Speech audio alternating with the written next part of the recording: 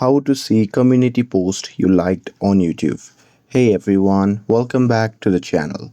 In today's video, I'll show you how to see community post you liked on YouTube.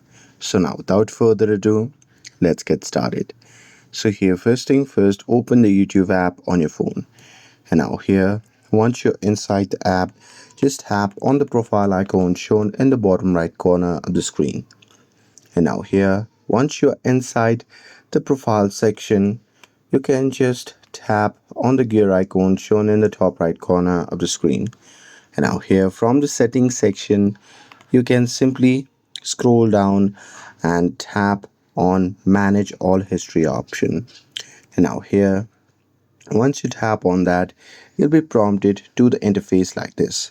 Now here at the top, you'll see three tabs. So from there, you can just tap on interactions. And now here in this section, you can simply scroll down and there you'll see the option labeled as community post. So there you can just tap on it. And now here in this section, you'll see the list of all the community posts that you have liked on YouTube. And that's it.